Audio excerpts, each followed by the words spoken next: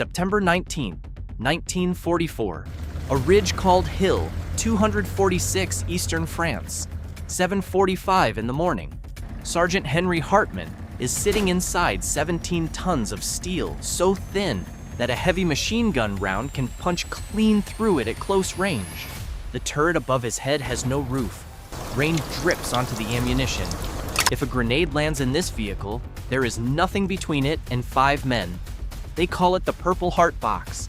And somewhere in the fog, 30 yards ahead, 6 Panther tanks are moving toward him. The Panther weighs 45 tons. Its frontal armor is 6 times thicker. Its gun can kill at 2,000 yards. Hartman's gun cannot penetrate it from the front at any range that matters. The math does not work. What happens in the next few minutes will become one of the most extraordinary individual performances in the history of American armored warfare. And it will happen inside the vehicle every experienced commander tried to keep his men out of. The M18 Hellcat looked like a compromise and fought like a contradiction. 13 millimeters of armor on the hull, half an inch. A kitchen knife is thicker, an open turret with no roof. Every piece of shrapnel, every rifle round had a direct path to the crew. A 76 millimeter gun that could not penetrate the front of any German heavy tank. When Hellcat battalions arrived in France in 1944, American commanders were not impressed. Omar Bradley's staff at 1st Army Headquarters actively resisted converting their tank destroyer units to the M18. They looked at the armor. They looked at the gun performance against Panthers. They concluded this vehicle was somewhere between optimistic and reckless. The one thing the Hellcat had that nothing else could match was speed. 55 miles per hour on a good road. No other tracked vehicle on either side came close. A Sherman topped out at 30, a Panther at 29 on a good day. But every single Hellcat crew agreed on one thing. The machine did not forgive mistakes. In a Sherman, a wrong decision might cost you a track. In a Hellcat, it cost 5 men. Remember that, because it comes back at the end in a way that changes this entire story. By early September 1944, Patton's Third Army had covered 400 miles in 5 weeks, from Normandy to the Moselle River. Then the fuel ran out. The daily allocation dropped from 400,000 gallons to 31,000. Patton's tanks sat where they stopped. Colonel Bruce Clark set up a defensive perimeter near a village called Ericourt, with Shermans, Stuarts, and 36 M18 Hellcats from the 704th Tank Destroyer Battalion. Coming toward them was the 113th Panzer Brigade, 42 brand new Panther tanks, assembled just 15 days earlier. Their crews had been pulled from replacement depots, given abbreviated training, and shipped west. Most had never fired a shot in actual combat. The Americans had been fighting continuously since Normandy. Their commanders knew each other's instincts. Their radio operators recognized each other's voices. They had been promoted not by seniority, but by the simple, brutal fact of being alive and competent after 3 months of continuous fighting. No comparison chart captures that gap. A chart measures armor thickness. It cannot measure what 3 months of shared combat does to a crew. On the morning of September 19th, fog rolled across the Lorraine Plain. Visibility dropped to 30 yards. It took away the one thing that made a Panther deadly: range. And it handed every advantage to the one thing the Hellcat did better than anything else in the war: speed. Clark needed someone to block the road German armor was already using. He sent Lieutenant Leeper's platoon, 4 M18 Hellcats, 16 men in open-top vehicles with half an inch of armor, to hold Hill 246. They reached the ridge at 7:45. Rain tapped on metal. The radio hissed. 3 minutes later, a gun barrel emerged from the white wall of fog less than 100 yards away. Then a turret. Then the full hull of a Panther climbing the slope. Sergeant Stacy fired. The first Panther stopped moving. A second appeared immediately behind it. Stacy's gunner fired again. The second Panther died. A third swung its turret toward Stacy and hit the Hellcat, wounding crew members but leaving it mobile.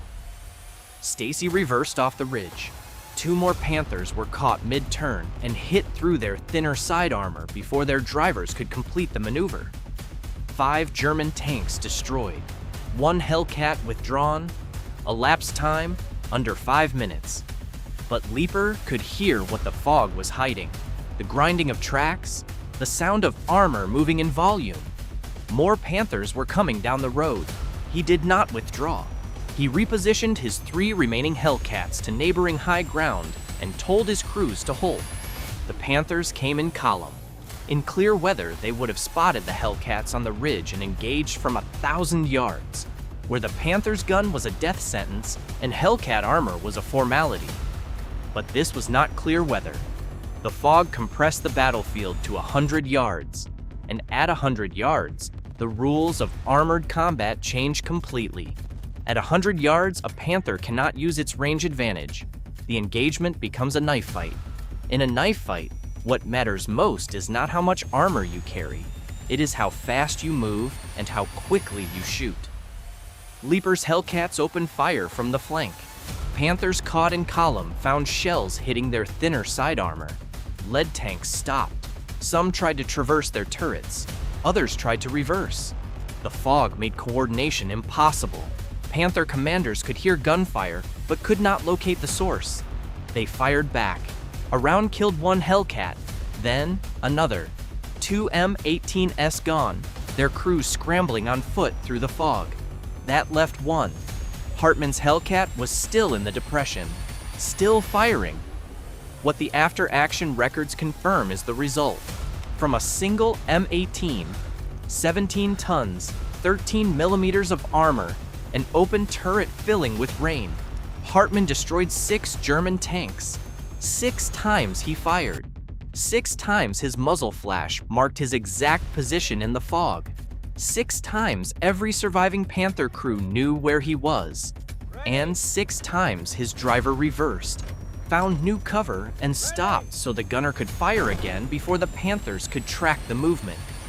Fire, move, disappear, reappear somewhere else. 6 times. If this story is hitting you, hit that like button and subscribe right now. These are the men most people have never heard of. We bring their stories every single week. Let us finish this one. When the fog lifted over hill, 246 15 German tanks sat motionless below. Some burning, some abandoned with engines still running. 1 Panther rested in a shallow ditch, its long barrel pointing at nothing. 45 tons of armor? It was not enough. Hartman climbed out of his Hellcat, the only one of Leaper's 4 still operational. It had taken nothing heavier than small arms fire. Not because the 13 millimeters of steel stopped anything, because the man inside never stayed in one place long enough to be hit by anything that steel could not handle. By the end of September 19th, 39 German tanks had been destroyed. 4 Hellcats were lost. Over the following 10 days, the Germans threw everything remaining at Clark's position. When the battle finally ended, they had lost over 200 armored vehicles. The 113th Panzer Brigade, 42 factory-fresh Panthers assembled 15 days earlier, had ceased to exist as a fighting formation. And at the end of the entire war, the M18 Hellcat's final record stood at 526 confirmed kills against 220 losses, the best kill-to-loss ratio of any armored vehicle in the United States military. Not the Sherman, not the M36 with its heavier gun. The vehicle with the thinnest armor and the open roof compiled the best combat record in the American arsenal. Now remember what every Hellcat crew agreed on, that the machine did not forgive mistakes, that a wrong decision cost 5 men. That was not a complaint. That was the answer. A vehicle that does not forgive mistakes creates crews that do not make them. The men who climbed into Hellcats in Normandy and were still alive by the Battle of the Bulge had been filtered through months of combat in a machine that killed you the moment you were slow or careless. The survivors? The survivors were the fastest, most disciplined, most tactically aware men in the armored force, because everyone else was already gone. 526 kills, built by the men nobody envied, in the machine nobody wanted, 1 2-second bet at a time. Hit that like button for Hartman and the men of the 704th. Every like carries their story to someone who has never heard their names.